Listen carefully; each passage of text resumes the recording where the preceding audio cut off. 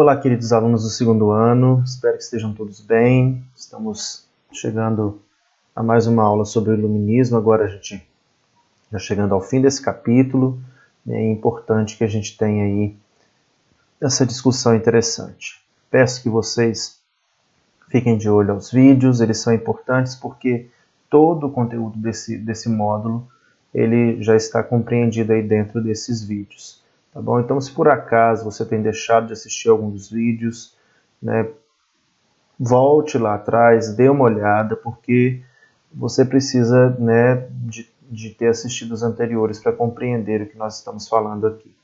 Hoje a gente está chegando aí ao despotismo esclarecido, né? E esse despotismo esclarecido você tem aí um desenvolvimento diferente, né, desse iluminismo. A gente já falou em aulas anteriores, né, do racionalismo do século XVII e XVIII, essas novas ideias surgindo, e dentro dessas novas ideias a gente vai ter aí a ideia do déspota esclarecido. Você viu lá que você tem diversos pensadores, né, defendendo essas ideias novas, e agora a gente chega no caso dos reis, que vão ser aqueles que vão adotar ou não essas ideias do iluminismo. Vai surgir aquilo que ficou conhecido como despotismo esclarecido. Esse nome vai ser cunhado aí principalmente na Alemanha do século XIX, quando eles olham para o passado, né, e tentam compreender como que essas ideias tiveram influência no mundo de uma forma geral, e aí então eles vão chamar esses homens de déspotas esclarecidos, porque eles vão aceitar a filosofia iluminista, mas vão continuar mantendo aquela centralização do poder que existia no antigo regime. Então, ideias como, por exemplo, liberdade religiosa vão ser discutidas, vão ser aceitas. Alguns desses reis, que a gente vai perceber aí quando a gente estiver falando sobre cada um dos quatro, eles vão aceitar com que as pessoas tenham liberdade de culto, liberdade religiosa, de escolher aí a fé. Eles vão ter direito à educação, né, educação pública, também a ideia de arrecadação de impostos das classes mais altas para poder aliviar um pouco a carga das classes mais populares, mas mesmo assim eles ainda vão manter aquela centralização do poder, a figura, né, do rei ainda como extremamente importante, aquela ideia ainda do antigo regime de que o rei é quem manda e ninguém pode questionar. Eu trouxe aí esses quatro exemplos, né? A gente começa aí pelo rei Frederico II, né, que era rei da Prússia, e ele trouxe a ideia aí justamente do desenvolvimento da indústria e do comércio, né? Ele buscou aí abolir torturas, principalmente aquelas que estavam relacionadas à religião, né? Fundou escolas e começou a pregar uma ideia de liberdade religiosa. Nesse mesmo caminho, José II da Áustria ele vai colocar aí a Igreja Católica sob controle do governo, né?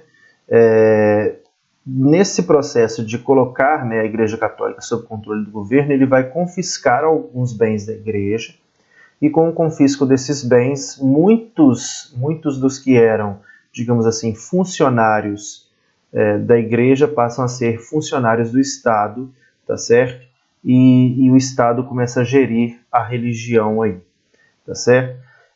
E, logicamente, ele vai também favorecer aí o desenvolvimento de atividades econômicas, principalmente na manufatura, né, que era uma necessidade que eles tinham naquele momento. A rainha Catarina II da Rússia, né, ela vai desenvolver uma certa tolerância religiosa. Não vai ser aquela ideia de liberdade religiosa, mas ela vai trabalhar com essa ideia de tolerância religiosa, né? Vai aí, logicamente, desenvolver um controle da Igreja Católica Ortodoxa, né, que é a Igreja Russa, a Igreja Católica Russa, que existe até os dias de hoje, né, e com isso ela vai conseguir ter conseguir trabalhar melhor com essa ideia de tolerância religiosa. Ela vai criar também escolas, hospitais, né, vai trazer aí uma expansão econômica para a sociedade russa. A ideia com isso é justamente atender as camadas menos favorecidas, tentar de alguma forma fazer com que o modo de vida russo melhore nesse processo.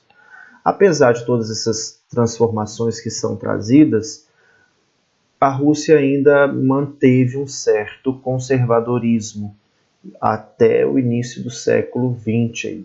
A gente tem uma Rússia que ainda vai trazer até o século XX alguns resquícios desse antigo regime. Ela é um despotismo esclarecido, mas no caso da Catarina II, a gente tem ainda a manutenção de muita coisa que você percebia aí no antigo regime. Mas, mesmo assim, foram conseguidos pequenos avanços e no século XX a Rússia passa por um processo de transformação onde isso tudo, né, vai passar por mudança, né, a ponto de a Rússia se tornar no futuro uma das principais, né, se não, né, por que não dizer, a principal liderança do socialismo no mundo, né, que era uma realidade totalmente diferente do antigo regime, que você tinha um poder centralizado e a economia voltada praticamente para a figura do rei. Né? Então você tem uma mudança aí. Aí eu trouxe aí, logicamente, José I, que foi rei de Portugal. Ele vai, né, levar o reino de Portugal a uma modernização. Uma pessoa vai ser importante, que vai ser o ministro dele, que é o Sebastião José de Carvalho e Melo, que ficou conhecido como Marquês de Pombal. Nós falamos sobre ele quando nós falamos do ciclo do ouro no Brasil. O Marquês de Pombal, ele vai trazer algumas mudanças aí que são importantes. Eu até fiz aqui algumas anotações que são importantes a gente falar. Primeiro, ele vai dar fim à intolerância religiosa e à Inquisição. Portugal foi o país que, né, teve aí uma influência da Igreja Católica, né, assim como a Espanha, e foram os dois últimos países a acabar com essa questão da perseguição da Igreja contra aqueles que pregavam contra as ideias da Igreja. Então essa Inquisição funcionou em Portugal até o período do Marquês de Pombal. Ele vai aí promover uma educação, né, uma educação voltada para o pensamento científico. Um exemplo disso, no Brasil, ele vai acabar com a administração da igreja na educação. Foram os jesuítas que trouxeram a educação para cá, agora a educação vai passar a ser responsabilidade do Estado. Ele vai fazer não somente isso no Brasil, mas em todas as colônias de Portugal e até mesmo em Portugal. Então a igreja, né, é retirada, digamos assim, desse cenário de protagonismo e passa então a ser colocada um pouco mais de lado, vamos dizer assim. Ele vai ter aí também a transferência, né, no Brasil da capital de Salvador para o Rio de Janeiro, né, ele vai instituir isso. No Brasil também ele vai instituir a derrama, que era um imposto que era cobrado, né, sobre o ouro, né, sobre a produção de ouro. Além disso, ele vai criar companhias de comércio no Norte e no Nordeste. Perceba que ele está buscando, né, colocar em prática as ideias iluministas, que era justamente uma descentralização de poder, tá bom? Tentar de alguma forma descentralizar esse poder e, ao mesmo tempo, tentar livrar o Estado das amarras da igreja, tá bom? A gente tem que levar em consideração que não se consegue tirar a igreja totalmente assim. A Igreja Católica teve influência e tem influência até hoje, né, em diversos países do mundo, né, e essa influência dela, apesar de ter diminuído, ainda é importante. Né, e, por fim, ele vai dar fim aí às capitanias hereditárias, né, porque ele tinha um pensamento que a capitania hereditária trazia lucro para quem era o chefe da capitania. Né, e os outros comerciantes, os outros produtores que estavam ali acabavam tendo menos favorecimento, tá certo? As influências do iluminismo são percebidas até hoje. A gente tem aí, a partir do iluminismo, a primazia da razão humana, né? A fé não é tão utilizada assim para poder explicar as coisas. Ela pode até ser utilizada, mas a razão humana se sobrepõe.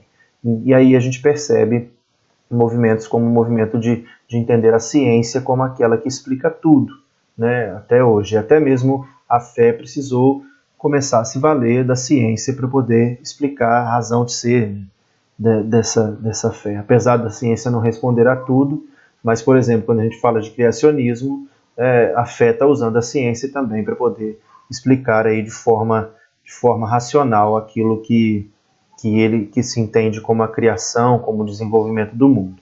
Né, você vai ter a discussão de valores universais, né, esses valores universais aí, você está dizendo de valores que são comuns a todo mundo, então direito à educação, direito à saúde, né, direito de liberdade religiosa, de liberdade de escolha, direito de raça, né, de igualdade de raça, de igualdade jurídica, todos são iguais perante a lei e assim por diante. Então, essas ideias começam a surgir justamente com essa influência do iluminismo aí, tá bom? Além disso, você tem aí um forte desenvolvimento da ciência, tá bom? A gente chegou ao final deste módulo, vocês têm uma atividade para fazer de hoje até amanhã, e eu peço que vocês fiquem atentos a isso, tá bom? Mais uma vez, se você não tem visto os vídeos, dê uma olhada nos vídeos, e a gente está trabalhando para que a gente possa melhorar cada vez mais esse processo de aprendizado, tá bom? Desejo a vocês, né, um bom restante de dia e a gente se encontra amanhã. Um forte abraço e até mais.